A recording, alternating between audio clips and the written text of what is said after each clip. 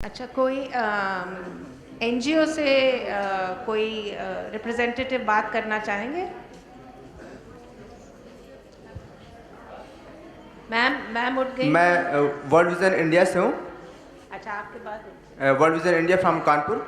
और हम लोग ये REC रिमीडियल एजुकेशन सेंटर पे काम करते हैं, एज अप्रोप्रिएट लर्निंग पे। जो बच्चे क्लास 6 टू एज 12 होते हैं, तो उनका प्रॉब्लम ये है कि उनको जितना लेवल का एज के हिसाब से आना चाहिए उनको उतना आता नहीं है, जिसकी वजह से वो जो है अपना हायर स्टडी में 9th वो लोग फेल हो जाते हैं, या फिर उनको उस हायर स्टडीज़ में उनको वो क्वालिटी नहीं मिल पाती जो उनको चाहिए, और इसकी वजह से इलिटरेट और बेरोजगार हो जाते हैं, और फिर ये सब प्रॉब्लम हो जाती है। तो हमारा कहना ये है कि SMC मेंबर्स को जो हम लोग ट्रेनिंग देते हैं, हमारी हर महीने की बैठक में हम उनको SMC मीटिंग में भी जाते हैं और उनकी ट्रेन भी करते हैं कि आप लोग अपने बच्चों को रेगुलर भेजें, और जो स्कूल के टीचर को ये बताते हैं कि आप लोग उनको रेगुलर, हम लोग के पास जो बच्चे नहीं आ पा रहे हैं आपके पास, वो हमारे सेंटर्स में भेजें। हमने अलग से टीचर्स को अपॉइंट कर रखा है उनको पढ़ाने के लिए, और उनको अलग से REC का ट्रेनिंग देते हैं, और उसके बाद उनको क्या पढ़ाना है उसके हिसाब से लेवल वाइज 1 to 4 लेवल पे उनको बच्चों को पढ़ाने के लिए उनको तत्पर करते हैं। ये शुक्रिया। आप मैम? मेरा नाम संगीता है और मैं Alwar Mewat institute of education and development emit Alwar Rajasthan से हूँ। और बेसिकली मेवात क्षेत्र जहाँ हम काम करते हैं, तो मेवात में जो हमने प्रॉब्लम्स देखी कि लोग कहते थे कि पढ़ाते नहीं हैं, लेकिन अभी जो एरियाज़ का निकल के आया है कंटिन्यू काम के दौरान कि वो लोग पढ़ाना चाहते हैं, बच्चे पढ़ना चाहते हैं, लेकिन जो बेसिकली जो अंदर स्कूल के अंदर जो काम होने की बात है या उनको फैसिलिटीज़ की बात है, वो दिक्कतें उनको बहुत। SMC को हमने बहुत ट्रेंड किया है रेगुलर, और SMC उस तरीके से मोटिवेट हुई है, वो अंदर स्कूल में जाकर उन चीज़ों को मॉनिटर करना, इवन मॉनिटर ही नहीं करना, उनके रिसोर्सेज को वो कहीं ना कहीं ढूंढ रही हैं, जितना वो सपोर्ट कर सकती है अलग अलग वे में वो उनको मदद कर रही है। तो वो ब्रिज जो बनाने का काम है स्कूल और SMCs के बीच में, वो हमने ब्रिज बनाने का बहुत अच्छे से काम किया, और लोगों ने उस चीज़ को समझा और स्कूल को अपने कम्युनिटी बेस्ट जो स्कूल कहते हैं उस लेवल पे वो जाने। लेकिन जो अंदर की जो प्रॉब्लम है, वो एक जो इंस्ट्रक्टर सर जो कहते हैं कि बच्चों को बैठने के लिए, हम कह रहे हैं कि बच्चे स्कूल के अंदर आए, लेकिन स्कूल के अंदर आने के लिए और बैठने के लिए उनको पर्याप्त कमरे चाहिए। अभी हालत आप देखेंगे कि उनमें 80-80 बच्चे, 90-90 बच्चे एक 30 बाई 15 के रूम में बिल्कुल छोटे से में एक टीचर खड़ा होकर पढ़ा नहीं सकता। ऐसी स्थिति हमारे मेवात क्षेत्र में, बच्चे अंदर बहुत गए हैं, लेकिन उनके बैठने की या उनके पीने की पानी की व्यवस्था या फंक्शनल शौचालय जिसमें बच्चे को हम कहते हैं कि स्वीकार है, माँ बाप चाहते हैं कि बच्ची स्कूल में अगर जाती है तो उसको कहीं ना कहीं सिक्योरिटी मिलना चाहिए, तो वो सारी व्यवस्थाएं कहीं ना कहीं SMC भी अपने आप को वहाँ कमज़ोर महसूस करने लगती है कि इतना सारा फाइनेंशियल कैसे हम कर पाएँ, दूसरी चीज़ें कैसे कर पाएँ। तो उनके स्टैंडर्ड से वो कर रही है, लेकिन गवर्नमेंट से जो चीज़ें होनी चाहिए उसको लेकर टीचर भी काफ़ी दिक्कत में है और SMC भी उस तरीके से दिक्कत में है। तो मेरे को लगता है कि ये सब चीज़ें हमको जो गवर्नमेंट लेवल का काम है उस पर SMC के मोटिवेशन, और सिर्फ SMC की ट्रेनिंग ही नहीं, कंटिन्यू मोटिवेशन की बहुत ज़रूरत है, उनकी मदद कि वो कर सकते हैं, और करने में हम सब आपके साथ हैं। उस तरीके से हिम्मत जुटाएं और कंटिन्यू हिम्मत जुटाने की बहुत ज़रूरत है, और तभी हम हमारे स्कूलों को कम्युनिटी बेस्ड बनाने में सफल होंगे और हमारी कम्युनिटी उस चीज़ को, स्कूल को कम्युनिटी बेस्ड बना पाएंगे। बहुत बहुत शुक्रिया। I want to share one thing towards. Can you be very quick, ma'am? Yeah. Okay. Then In that's the Tamil last. Nadu, in Tamil Nadu for the inclusion we have some scholarship, and also the school conduct a system. If the children is socially or naturally barriered by anything, not able to come to school, they appoint one school conductor. They have to bring the children to the school and return back the children to the school. For that they are paying 3,000 rupees per month. The selection is not done by the SMC member. If it is the SMC member is done the selection and ensuring the payment, the children inclusion will be very Better. Okay.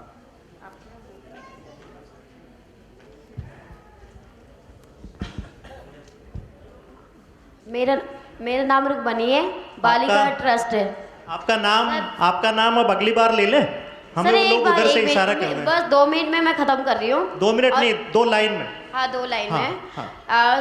Sir SMC member हमारे यहाँ बड़े school गए हैं 6ठी से 12वीं तक के, पर छोटे बच्चे जो है जो पहली 3 साल से लेके मतलब 10 साल तक के बच्चे हैं जो पहली से 5वीं तक के हैं, ना तो वो एमसीडी के स्कूल आते हैं, वो नगर निगम में आते हैं, वो छोटे छोटे बच्चे ना तो पानी की टंकी है वहाँ छिपकली गिर जाएंगे वो बच्चे वही पानी पी लेते हैं, ठीक है।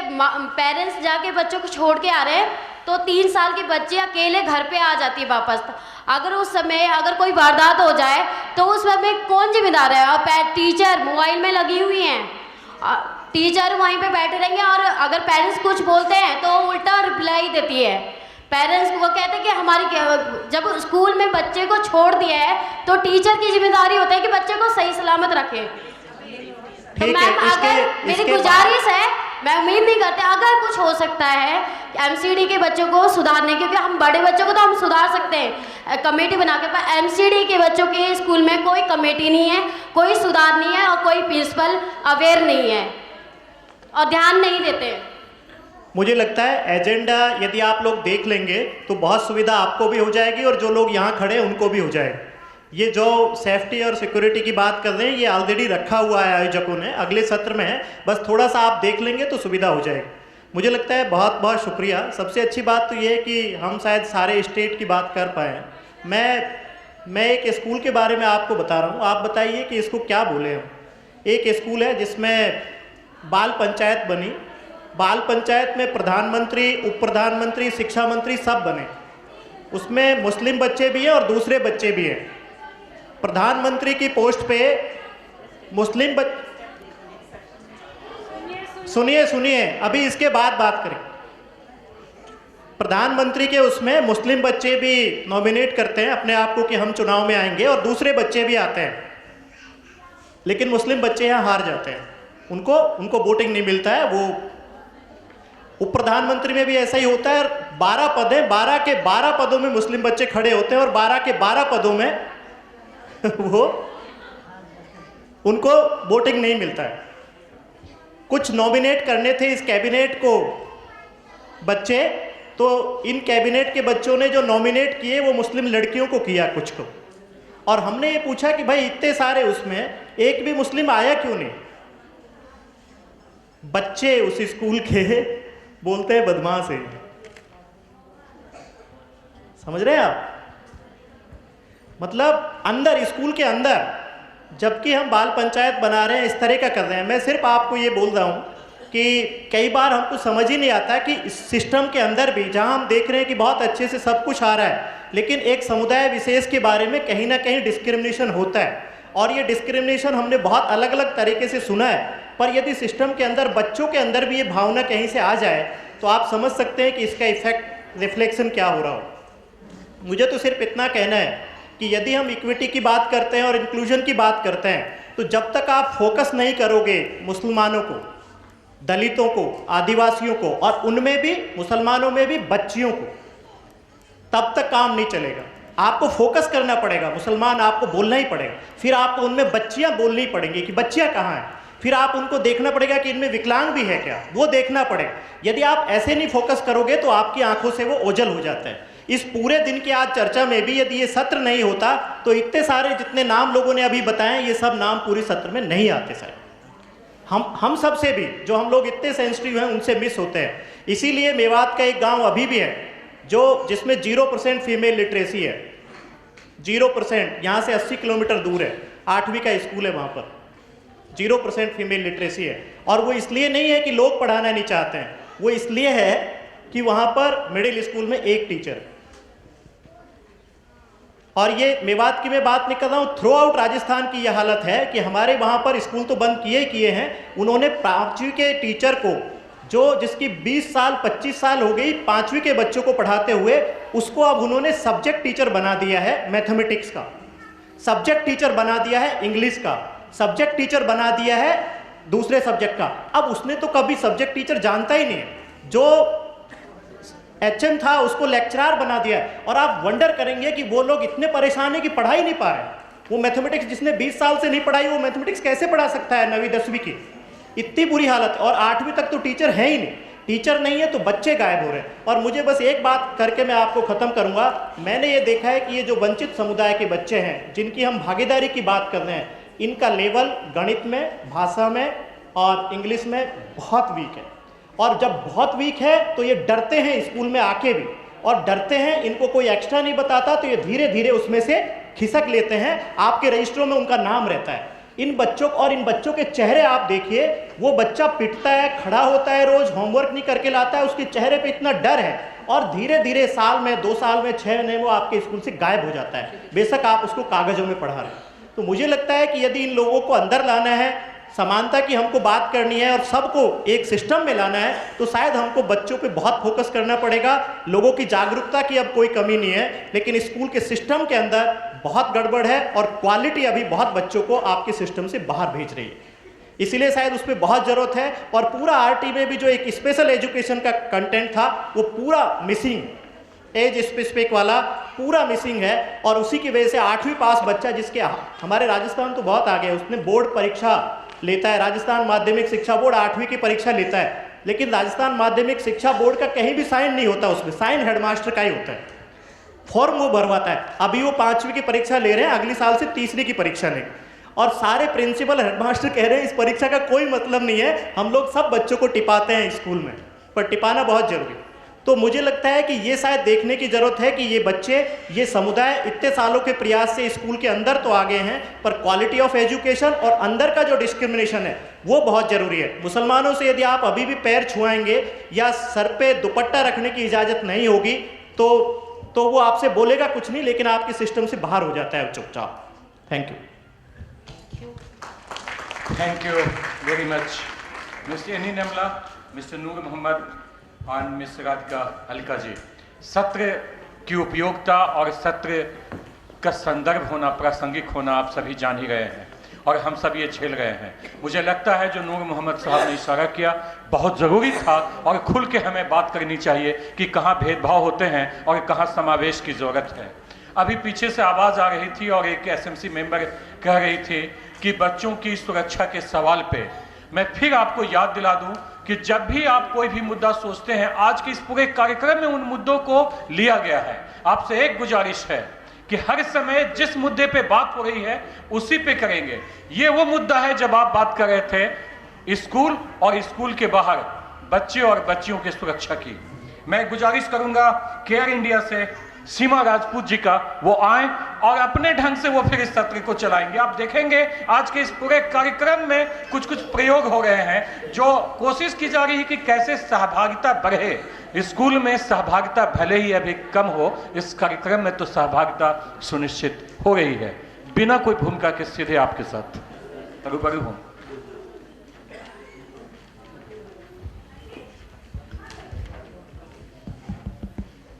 सभी को नमस्कार। मेरा नाम सीमा राजपूत है और मैं केयर इंडिया एक संस्था है जो कुछ प्रदेशों में भारत में काम कर रही है, और साथ ही देश के इस पूरे दुनिया के और भी देशों में काम कर रही है।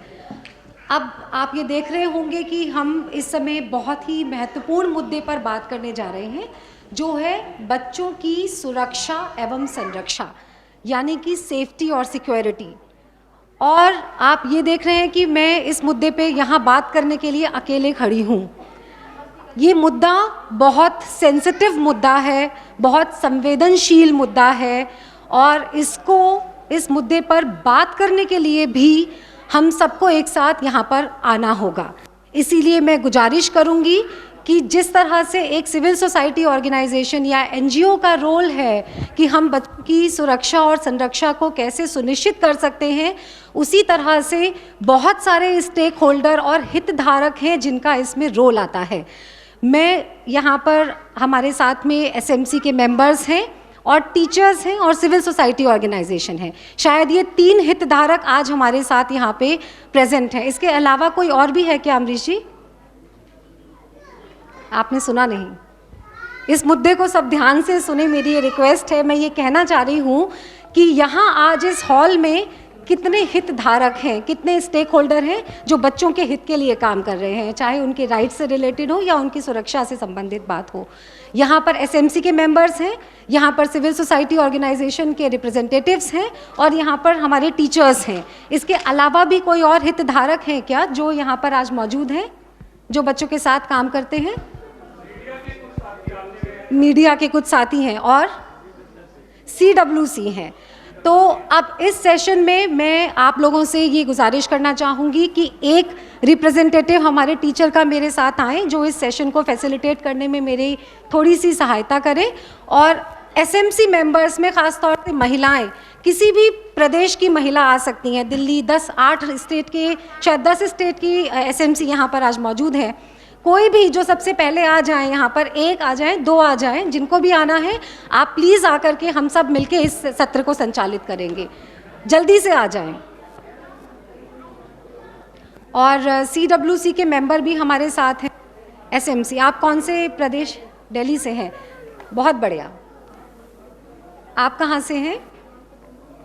उत्तर प्रदेश। मैं बहुत ही हम इंट्रोडक्शन कराएंगे अपने सारे साथियों का, तो मेरी ताकत तो बन गई है आज इस मुद्दे पर बात करने के लिए, क्योंकि इस पे अकेला एक स्टेक होल्डर बात नहीं कर सकता है। तो अभी हम परिचय, CWC के मेंबर भी मेरे साथ बैठे, शायद वो अगले सेशन में होंगे। अगर आप आना चाहते हैं तो आप भी आकर के इस सेशन की ताकत को बढ़ा सकते हैं। मैंने अपना परिचय दिया है। क्विकली मैं सबसे रिक्वेस्ट करूंगी कि आप अपना नाम और अपने प्रदेश का नाम और आपका पद क्या है वो आप बता दें। सभी को नमस्कार। मैं BT ब्लॉक शालीमार बाग निगम प्रतिभा विद्यालय, अभी जो हमारी एक बहन ने पीछे बोला था MCD के स्कूल के बारे में समस्या उठाई थी, मैं निगम प्रतिभा विद्यालय BT ब्लॉक शालीमार बाग में प्रिंसिपल की पोस्ट पर कार्यरत हूँ।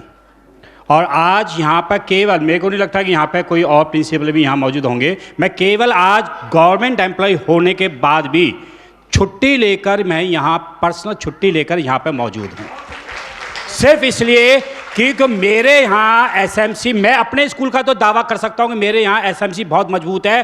30 लाख रुपए का बजट पहले लिया है, 16 लाख का ले चुका हूँ और 30 लाख का बजट और 30 दिया है मैंने। और हमारे SMC के, मेरे यहाँ के स्कूल के SMC बहुत मजबूत है और मैं उनको पूरा बढ़ावा देता हूँ, पूरा मौका देता हूँ। और मैं यहाँ सिर्फ यही सीखने के लिए आया हूँ कि और कितना सीखा जा सकता है कि SMC में और क्या क्या प्रॉब्लम्स आ रही हैं, उसी के लिए मैं यहाँ आज आया था।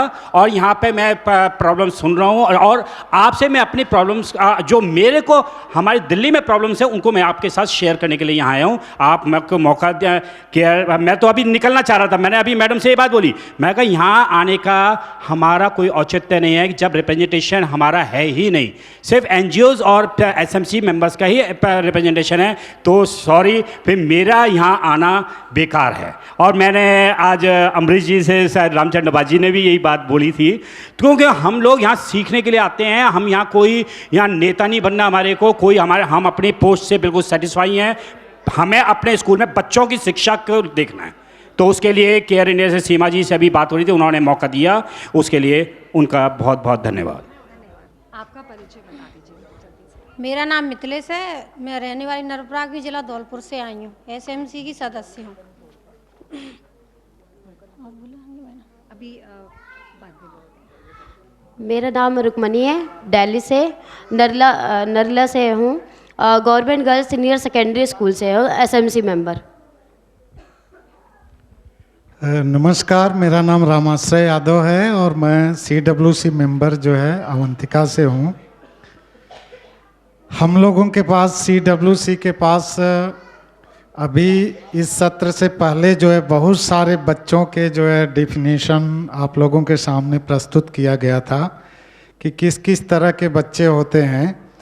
तो बहुत तरह के बच्चे हमारे पास आते हैं जिनको देखभाल और सुरक्षा की ज़रूरत होती है, और हम लोग जो है हर सेक्टर में जो है, अगर बच्चे को शेल्टर की ज़रूरत होती है तो गवर्नमेंट और नॉन गवर्नमेंट जितने भी शेल्टर्स हैं सरकार की तरफ से रिकॉग्नाइज, वहाँ पे बच्चों को शेल्टर प्रोवाइड करते हैं। और सबसे पहले मेडिकल के साथ साथ उनको जो है एजुकेशन को हम लोग इंश्योर करने के लिए जो है इमीडिएट ऑर्डर करते हैं कि बच्चे को जो है आपको स्कूल के अंदर ज़रूर दाखिल कराना है। बहुत सारे चीज़ें ऐसे अभी किसी बहन ने अभी जो है चर्चा कर रही थी कि जो डिसेबल्ड बच्चे हैं स्पेशल टीचर स्कूल्स में हैं। ओके ठीक है, मैं चूँकि सेशन लंबा हो जाएगा इसलिए जो है मैं बाद में मेरे से रिलेटेड प्रश्न आएगा तो आप पूछ लीजिएगा। नहीं, अभी आप लोग यहीं पे रहेंगे और हम सब मिलके सत्र का संचालन करेंगे। हमारे पास कुल समय सिर्फ 30 मिनट का है और बहुत ही संवेदनशील मुद्दा है कि बच्चों की सुरक्षा और संरक्षा पे हमें बात करनी है। हमारे पास केवल 3 प्रश्न हैं। हम सारे फैसिलिटेटर पहले से तैयारी नहीं थी क्योंकि अभी जुड़े हैं, लेकिन सबकी समझ के लिए कि हम आज इन पूरे 30 मिनट को 3 सवालों में बांधने की कोशिश करेंगे, थोड़ा समझने की कोशिश करेंगे और कुछ पे मैं बात कर सकती हूँ, कुछ पे मेरे बाकी के जो सहायक लोग हैं सत्र को जो संचालित कर रहे हैं वो उसमें अपना योगदान देंगे। पहली बात ये कि आप सुबह से सुन रहे हैं कि हम शिक्षा के अधिकार कानून के ऊपर बात कर रहे हैं। हाँ, तो शिक्षा के अधिकार कानून में क्या है? कोई बताएगा कि ये कानून, शिक्षा का अधिकार कानून जो है, आप तो एसएमसी के मेंबर हैं, आप बताइए कि ये एक लाइन में बताइए, जो हम सब लोग भी एक लाइन में उसकी बात करते हैं कि ये क्या कह रहा है, ये कानून, शिक्षा का अधिकार कानून क्या कह रहा है एक लाइन में? कोई भी आप बताइए। हाँ बताइए। निःशुल्क और अनिवार्य शिक्षा। निःशुल्क और अनिवार्य शिक्षा। और इसमें 1-2 चीजें और हैं। कितने से कितने साल? आप बोल रहे थे 1 से 14 साल, कायदे में तो होना चाहिए 1 से 18 साल, 3 से 18 साल, लेकिन फिलहाल 6 से 14 वर्ष हैं। और क्या इसमें एक every child should read and right. चलिए, वो तो शिक्षा है, क्वालिटी एजुकेशन। आप कुछ कहना चाह रही हैं? हाँ बोलिए। शिक्षा का बच्चों की जागरूकता भी होनी चाहिए और उनको अपने सुरक्षा का पता भी होना चाहिए। अच्छा, तो आप कह रहे हैं बच्चों की जागरूकता और उन्हें अपने सुरक्षा के बारे में पता होना चाहिए। ठीक है, एक लास्ट आप बोल दीजिए। और कैचमेंट एरिया में उसको एजुकेशन मिलना चाहिए। हाँ। उसका कैचमेंट एरिया। देखिए, ऐसे तो बहुत लंबा चौड़ा हमारा है, लेकिन जो एक लाइन में हम अगर शिक्षा के अधिकार कानून की बात करें तो ये बात करता है कि 6 से 14 साल के सभी बच्चों को हम एक क्वालिटी एजुकेशन दें, गुणवत्तापूर्ण शिक्षा दें जो समावेशी शिक्षा हो और एक भय मुक्त वातावरण में उन बच्चों को शिक्षा मिले, है ना? अगर आप ध्यान करें, अगर आप कहीं किताब में पढ़ते होंगे या आपके ट्रेनिंग का मॉड्यूल भी होगा, सरकार ने आपकी कुछ ट्रेनिंग भी की होगी, कुछ आपको एक जानकारी मिली होगी, तो उसमें आपने उस भय मुक्त शिक्षा को देखा होगा। हाँ, तो ये भय मुक्त शिक्षा की जब हम बात कर रहे हैं, आपको क्या लगता है इसका क्यों हम भय मुक्त शिक्षा की बात करें? क्या ज़रूरत है? गुणवत्तापूर्ण शिक्षा तो दे ही रहे हैं, गुणवत्तापूर्ण शिक्षा तो हम दे ही रहे हैं, क्या क्यों भय मुक्त और सुरक्षित माहौल की बात कर रहे हैं? अगर बच्चे को टीचर से अगर डर लगेगा तो वो एक नहीं पढ़ पाएगा, उस तरह गुणवत्तापूर्ण शिक्षा नहीं हो पाएगी। बहुत बढ़िया। पहली बात तो आपने ये कहा कि अगर बच्चे और टीचर के बीच में संबंध बहुत डरावना होगा, वो इतना आसानी से अपनी बात नहीं कह सकते, तो हम गुणवत्तापूर्ण शिक्षा की बात नहीं कर पाएंगे। आप भय मुक्त की बात इसलिए भी कही गई है कि हर माँ बाप चाहता है कि उसका बच्चा जहाँ भी जा रहा है वहाँ सुरक्षित रहे, क्योंकि बहुत से माँ बाप जो है वो सुरक्षा ना मिल पाने के कारण ही अपने बच्चों को वहाँ नहीं भेजना चाहते। यानी कि आप बात कर रहे हैं एक सुरक्षित माहौल स्कूल के अंदर होना बहुत ज़रूरी है। और कोई बहन या भाई इसमें जोड़ना चाहेंगे? I think this is the quality education. These two children, they don't know each other languages, but they are being together and they are teaching each other. This is the quality education. This child is studying in the government school, so the system they are mingling with each other. Right. Normally in the private schools they maintain this prestiges and all the thing. Correct. When they are getting into the government schools, they throw all the barriers and they are being together. बहुत सुंदर बात आपने कही। उन्होंने example दिया कि ये जो 2 बच्चे हैं आपस में एक दूसरे को नहीं जानते हैं, लेकिन फिर भी वो किस तरीके से आप आपस में खेल कर एक दूसरे की सीख रहे हैं, एक दूसरे की मदद कर रहे हैं, और इसी को क्वालिटी एजुकेशन भी कहते हैं। शायद हम, आपका इशारा है कि हम कोई भी भेदभाव ना करें, जिसे सोशल डिस्क्रिमिनेशन, सामाजिक भेदभाव हम कह रहे हैं, वो भी सुरक्षा और संरक्षा के दायरे में एक आयाम है, बहुत महत्वपूर्ण आयाम है। इसके अलावा कुछ और आपके दिमाग में अगर आता है? जी राम बाबू बोलिए। मैं ये कहना चाहता हूँ कि सभी मेंबर एसएमसी के आए हुए हैं, मैं उनका सादर नमस्कार करता हूँ। प्रत्येक स्कूल में शिक्षक और छात्र मिलकर एक सभा लगाएं और उस सभा में एक माह की समीक्षा हो, कैसे पढ़ाई हुई है, कैसे क्या हुआ और क्या क्या बातें हुई बच्चों के बीच और शिक्षक के बीच, उसको शेयर करें। शायद उससे कुछ इसमें इम्प्रूवमेंट होगा। सही बात आपने कहा कि जो एक साइको सोशल सपोर्ट इंग्लिश का शब्द हो गया, लेकिन एक टीचर बच्चे से कैसा गहरा रिश्ता बना सके कि उनके बीच में किसी भी तरह का डर ना हो, उससे शायद हम उसकी तरफ आपका इशारा है। मैं हिमाचल से हूँ। CWC के मेंबर्स यहाँ हैं और बहुत सारे केसेस डील करते हैं। मैं वहाँ, हमारा चाइल्ड लाइन का प्रोजेक्ट हमारे पास ही है डिस्ट्रिक्ट कांगड़ा में। बहुत सारे केसेस आते हैं। हम कॉर्पोरल पनिशमेंट की बात करते हैं। जेज एक्ट में सेक्शन 82 कहता है कि टीचर को 3 माह की सजा और 10,000 का फाइन है। इसके बावजूद भी टीचर चाहता है कि बिना डंडे के बच्चा चल ही नहीं सकता। क्यों? और तरीके नहीं हो सकते? वो और तरीके क्यों नहीं अपनाते? जॉय ऑफ लर्निंग की बात क्यों नहीं करते? खेल खेल में बच्चों को क्यों नहीं पढ़ाया जाता? दूसरी बात, अभी पोक्सो आया है, लेकिन आज भी स्कूलों से टीचर के द्वारा ही बच्चों के छेड़छाड़ के मामले आ रहे हैं, तो बच्चा कहाँ सुरक्षित है?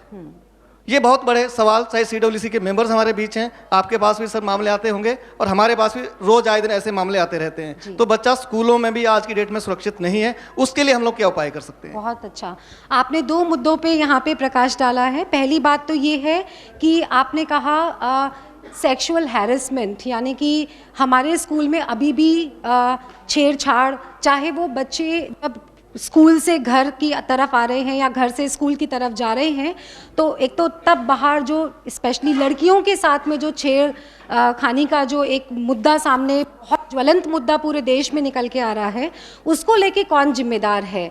और दूसरी बात है कि स्कूल के अंदर भी बच्चे सुरक्षित नहीं महसूस कर रहे हैं, या तो छोटे बच्चे अपनी उम्र के बड़े बच्चों के साथ सुरक्षित नहीं हैं, या फिर उन्हें अपने अध्यापकों से ही किसी ना किसी तरीके का खतरा है। कई बार अध्यापक हाँ, अभी इसको बंद कर दें मेरे ख्याल से। दूसरा जो था कि हम बात कर रहे थे, आपने कहा कॉर्पोरल पनिशमेंट, यानी कि बहुत तरह की प्रताड़नाएं, उत्पीड़न जो है स्कूलों में हो रहा है, बहुत तरीके से देखा जाता है। जैसे अगर आप बिहार के स्कूलों में जाएंगे, जो मैंने देखा है, वहाँ पे टीचर के हाथ में छड़ी ज़रूर होती है। यूपी में भी देखा है, बिहार में मैंने ज़्यादातर देखा है कि स्कूल में टीचर के हाथ में छड़ी है। अब आप पूछेंगे नहीं हम मारते नहीं, लेकिन वो छड़ी का हाथ में होना ही बच्चों की भावनाओं को कितना ठेस पहुंचा रहा है। और जो आप लोग बात कह रहे थे कि एक संबंध होना चाहिए बच्चों के और टीचर के बीच में, वो संबंध शायद नहीं बन सकता ना, क्योंकि अगर मैं हाथ में वो औजार लेके खड़ी हूँ जिससे आपको समझ आ रहा है कि आपको अपने अनुशासन में रहना है, जो ज़रूरी भी है, लेकिन है ना, तो वो अगर आप डर से उसको सिखाएंगे तो वो, और बहुत सारे हैं, मारना, कान ऐंठना, हाँ, स्कूल का राउंड लगवाना, इस तरीके से बहुत सारे तरीके से बच्चों के साथ में उत्पीड़न किया जाता है। मुझे लगता है कि आप लोगों ने बहुत सारे मुद्दों पे बात की है, लेकिन मैंने कुछ चीज़ तैयार किया था जो मैं आपको दिखाना चाह रही थी कि जब हम, और आप लोग प्लीज़ उसको ध्यान से सुनिए, कि जब हम एज ए SMC मेंबर, हमारी ये जिम्मेदारी है कि हम अपने स्कूल का निरीक्षण करेंगे, उसकी मॉनिटरिंग करेंगे। और सबसे पहले मॉनिटरिंग में आपका क्या आ रहा है? आप यही देखना चाह रहे हैं ना कि हमारे बच्चों का जो सीखने का स्तर है वो ऊपर हो जाए। आज पूरी दुनिया में इस चीज़ का शोर है कि बच्चों का लर्निंग लेवल जो है उसके ऊपर रिसर्च हो रही है, शोध हो रही है। और हम देख रहे हैं कि भारत में सरकारी संस्थाएं और गैर सरकारी संस्थाएं दोनों मिल कर के शोध कर रहे हैं, और उस शोध में ये निकल के आ रहा है कि बच्चे नहीं सीख रहे, बच्चे ड्रॉप आउट हो रहे हैं स्कूलों से। तो उसके पीछे दोनों कारण हैं, एक तो स्कूल तैयार नहीं है, टीचर नहीं है, स्कूल का भवन तैयार नहीं है, शौचालय नहीं है, और दूसरा हमारा बहुत इम्पॉर्टेंट चीज़ कि जो किताबें हैं, जिस तरह की शिक्षा हम किताबों से देना चाह रहे हैं, वो शिक्षा क्या बच्चों के मतलब की है भी। वो एक बहुत ज़रूरी चीज़ है कि हमारी किताबें किस तरह की शिक्षा की बात कर रही हैं। क्या वो उनको सिर्फ पढ़ा लिखा के हम ये देखना चाह रहे हैं कि बच्चों की कहीं नौकरी लग जाए, या हम उन्हें किसी और तरीके का इंसान बनाना चाह रहे हैं जो इस देश के विकास में योगदान दे सके। और दूसरा जो समस्या है, समुदाय भी है। समुदाय अपनी जिम्मेदारी कहाँ देख रहा है, चाहे वो गाँव का समुदाय हो या फिर वो शहरी इलाकों का समुदाय हो। हम बच्चों को स्कूल भेज के छुट्टी हमारी हो जाती है, लेकिन हम कहाँ जिम्मेदार अपने आप को ठहरा रहे हैं? सिर्फ क्या अपने बच्चे के लिए सोच रहे हैं या कलेक्टिवली उस स्कूल के लिए हम सोच रहे हैं? तो दोनों को मिलके आगे आना पड़ेगा, तभी हम बच्चों के लिए एक सुरक्षित माहौल, सिर्फ अकेला स्कूल या अध्यापक ही नहीं या सरकार ही नहीं, बल्कि जब तक समुदाय भी उसमें नहीं जुड़ेगा, वो अपनी जिम्मेदारियों को ठीक से नहीं, ये नहीं सोचेंगे ये तो नहीं कर रहा हम क्यों करें, इन्होंने तो ये बात ही नहीं उठाई, अगर हम टीचर से बात कहेंगे तो बेकार में पंगा हो जाएगा, मार्क्स कम देंगे, क्यों बात करनी है टीचर से, बहुत तरह की समस्याएं आती हैं। तो या फिर आप जब बात करते हैं तो आप ये देखते हैं मेरे बच्चे के साथ तो ये घटना नहीं हो रही है तो मैं क्यों बोलूँ। तो आपको ये जिम्मेदारी एसएमसी मेंबर होने के नाते लेना है कि आपको पूरे स्कूल के बच्चों के लिए आवाज़ उठानी है। तो उसको हमें ये समझ बनानी ज़रूरी है कि जब हम सुरक्षा और संरक्षा पे बात कर रहे हैं तो हम ये समझ लें कि इसका जो दायरा है वो बहुत बड़ा है। भयमुक्त का मतलब सिर्फ पिटाई करना ही नहीं है कि बच्चे पिट रहे हैं तो इसका मतलब माहौल असुरक्षित है, या सिर्फ इतना ही है। हम ये चाहते हैं कि पहले हम इस मुद्दे पर अपनी एक समझ बना लें कि हम जब सुरक्षा की बात करें, जब हम स्कूल में जाएं निरीक्षण करने एसएमसी मेंबर होने के नाते, तो हम क्या क्या चीज़ें देख लें। कोई और नहीं बताएगा आपको आके। आपको लगता है एनजीओज़ तो बड़े स्मार्ट हैं, इंडिकेटर बना लेते हैं, सरकार भी एसडीपी का फॉर्मेट बना के भेज देती है, वो सब धरा का धरा रह जाता है। आपको अपने इंडिकेटर, अपने पैमाने, अपने पैरामीटर खुद से बनाने होंगे कि जब आप स्कूल में जाएं तो ये 5 चीज़ें या ये 10 चीज़ें तो देख ही आएँ कि मेरे स्कूल में ये हो रहा है या नहीं हो रहा है। तो एक बस 5 मिनट का समय लेके हम थोड़ा सा ये समझ बनाते हैं कि कोई है इस प्रेजेंटेशन को।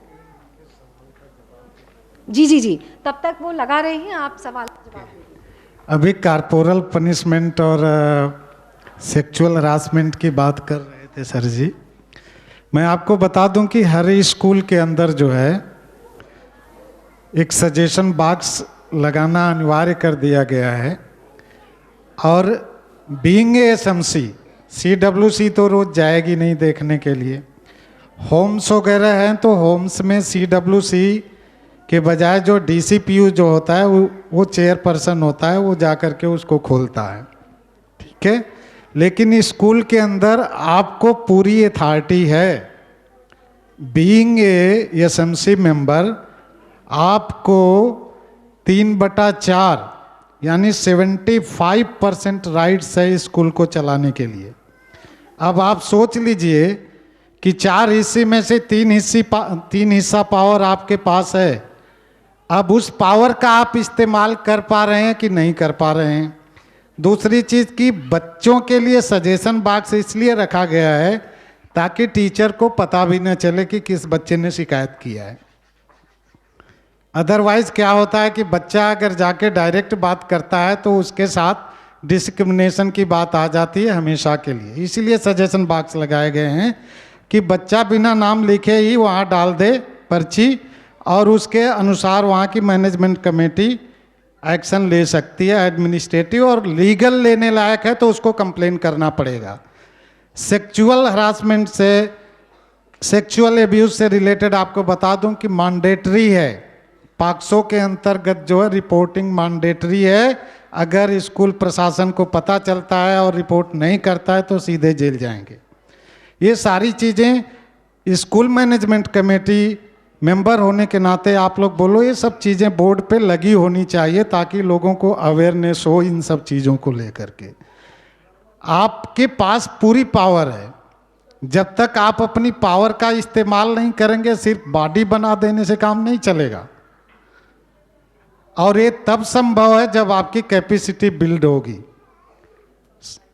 हथियार तो दे दिया गया है, लेकिन उसको हमेशा अगर धार देने के लिए आपको ट्रेनिंग रेगुलर नहीं दी गई तो हथियार काम नहीं करेगा। बहुत सारे जगह देखते हैं पुलिस वालों को दे दी गई है बंदूकें, जब ज़रूरत पड़ती है छोड़ने की तो निकलती ही नहीं गोली। कभी उनकी ट्रेनिंग भी ढंग से नहीं होती है, हथियार भी नहीं देखा जाता है कि ठीक है कि नहीं है। तो आपकी ट्रेनिंग बहुत मस्ट है, चाहे वो एनजीओ दे, सिविल सोसाइटी दे, आपका स्कूल प्रशासन दे। और मैं आरटी फोरम से निवेदन करूंगा, लास्ट में वे फॉरवर्ड में जब आएगी बात तो मैं ज़रूर रिकमेंड करूंगा कि आपकी पावर तो आपको मिल गई है, लीगली आपको अधिकार मिल गया।